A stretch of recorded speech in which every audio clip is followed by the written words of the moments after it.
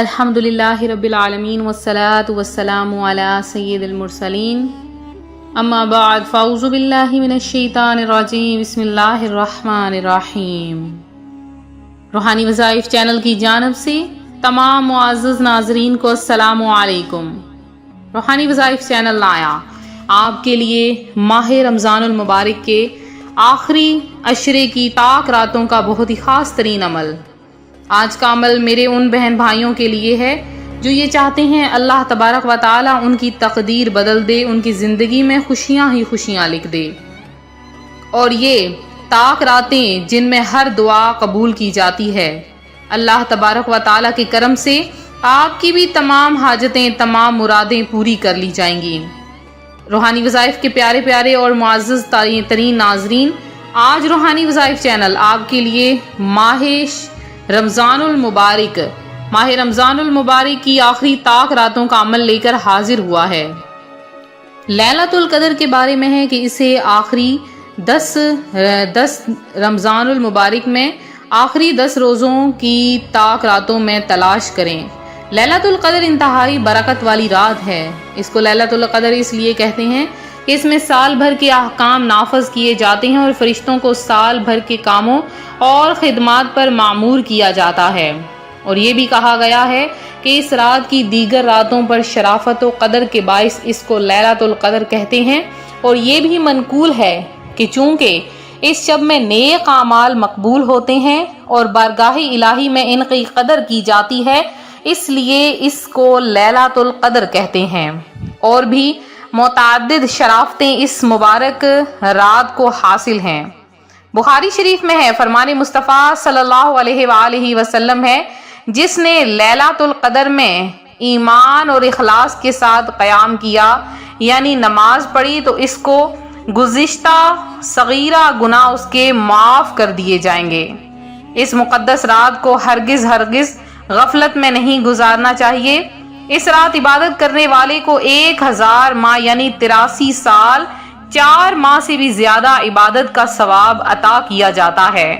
اللہ تبارک و تعالی اس رات کا ذکر قرآن پاک میں فرماتا ہے، بنی اسرائیل کا ایک شخص ساری رات عبادت کرتا اور سارا دن جہاد میں مصروف رہتا تھا، اس طرح اس نے 1000 مہینے گزارے تھے، تو اللہ تعالیٰ نے یہ آیت مبارکہ نازل فرمائی کہ لیلۃ القدر خیر من الف شہر، کہ شب قدر 1000 مہینوں سے بہتر ہے، یعنی شب قدر کا قیام اس عبادت یعنی عبادت گزار کی 1 مہینے کی عبادت سے زیادہ بہتر ہے۔ صحابہ کرام رضوان اللہ اجمعین نے جب حضرت شمعون کی عبادت و جہاد کا تذکرہ سنا تو انہیں حضرت شمعون پر بڑا ہی رشک آیا، اور مصطفیٰ جان رحمت صلی اللہ علیہ وآلہ وسلم کی خدمت بابرکت میں عرض کیا، یا رسول اللہ، ہمیں تو بڑی تھوڑی عمریں ملی ہیں، اس میں بھی چند حصہ نیند میں گزر جاتا ہے، تو کچھ طلب معاش میں، کھانے پینے میں، اور دیگر امور دنیوی میں بھی کچھ وقت صرف ہوتا ہے، لہٰذا ہم تو حضرت شمعون رحمت اللہ علیہ کی عبادت کی طرح عبادت کر ہی نہیں سکتے، یوں بنی اسرائیل میں سے ہم سے عبادت میں بڑھ جائیں گے۔ تو پیارے آقا صلی اللہ علیہ وآلہ وسلم یہ سن کر غمگین ہو گئے۔ اس وقت حضرت جبرائیل امین سورۃ القدر لے کر حاضر خدمت بابرکت ہو گئے اور تسلی دی کہ پیارے آقا صلی اللہ علیہ وآلہ وسلم رنجیدہ نہ ہوں، آپ کی امت کو ہم نے ہر سال میں ایک ایسی رات عنایت کی ہے کہ اگر وہ اس رات میں عبادت کریں گے تو حضرت شمعون رضی اللہ تعالیٰ عنہ کی عبادت سے بھی زیادہ ہوگی۔ اور فرمایا کہ اللہ تبارک و تعالیٰ نے سورہ قدر عطا فرمائی ہے اور ایک ایسی رات عنایت فرمائی ہے کہ جو 1 رات کی عبادت کرے گا اسے 1000 ماہ کی عبادت سے بھی زیادہ ثواب عطا کیا جائے گا۔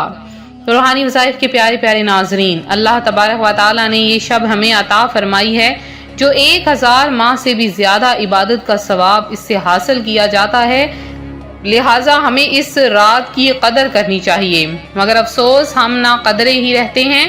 ہر سال ملنے والی اس عظیم الشان انعام کو ہم غفلت میں کی نظر کر دیتے ہیں۔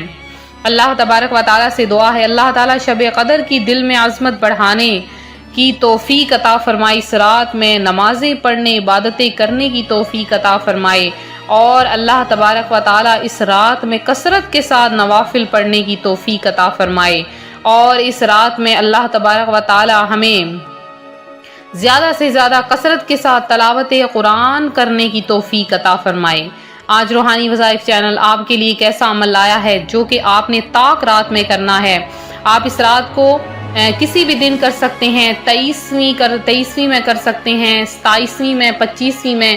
تو ایک قول سن لیجئے کہ جب کبھی اتوار یا بدھ کو پہلا روزہ ہو تو 29ویں شب قدر ہوتی ہے، اگر پہلا پیر کا روزہ ہو تو 21ویں شب، اگر پہلا منگل یا جمعہ کو ہو تو 27ویں شب، اور اگر پہلا روزہ جمعرات کو ہو تو 25ویں شب، اور اگر پہلا روزہ ہفتے کو ہو تو 23ویں شب میں شب قدر مل جاتی ہے۔